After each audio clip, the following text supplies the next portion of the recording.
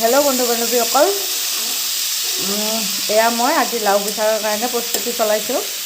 বিহুত একোৱে পিঠা বনোৱাই নহ'ল, পিঠা লাড়ু বুলি একোৱে নকৰিলোঁ।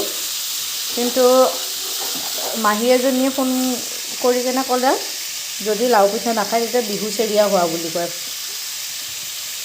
সেইকাৰণে ভাবিলোঁ কেইখনমান পিঠাকে বনাওঁ বুলি।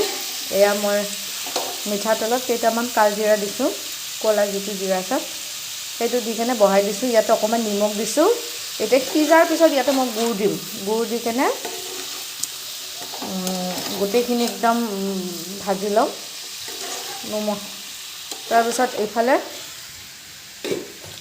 এইফালে পিঠাগুড়ি ভাজি ৰেডি হৈ আছে।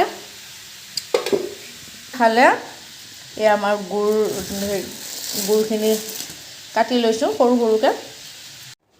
এয়া মই ইয়াতে গুড় দিছোঁ। গুড় দিয়াৰ পিছত এইখিনি এনেকুৱা আৰু নমোৱাৰ আগে দিছোঁ। এইখিনি অকণমান মেছ কৰি দিলে হৈ যাব। এতিয়া পিঠাগুড়িৰ লগত খুব ধুনীয়াকৈ সানি তেলত পিঠা বনাম। এতিয়া মই বঢ়িয়াকৈ পিঠাগুড়িয়ে আৰু ৰঙালাও এনেকৈ সানি লৈছোঁ। ধুনীয়াকৈ সানি লৈ মিক্স কৰি সৰু সৰুকৈ এনেকৈ লাড়ু বনাই পেলাই ধুনীয়াকৈ পিঠাৰ চেপ দি লৈছোঁ। আগতে লৈ উঠি ইফালে কেৰাহীখন পাতি দিছোঁ। কেৰাহীত অলপমান তেল লৈছোঁ। তেলখিনি গৰম হোৱাৰ পিছত লাহে লাহে এখনকৈ দি পেলাই কম জুইত ভাজিব লাগিব। এতিয়া মোৰ অকণমান জুইটো বেছিয়ে হৈ থাকিল, এখন নে দুখন দৈও গ'ল। আপোনালোকে একেবাৰে কমকৈ জুইত কম জুইত ভাজিব আৰু এনেকৈ খাব। নহ'লে চলি গ'লে মানে এইখন আমাৰ এইটো আহি পালা এনেকৈ খাব। নহ'লে আকৌ হেৰি হ'ব, এই চলি গ'লে বিহু চেৰিয়া হোৱা বুলি কয় দৰঙৰ ফালে।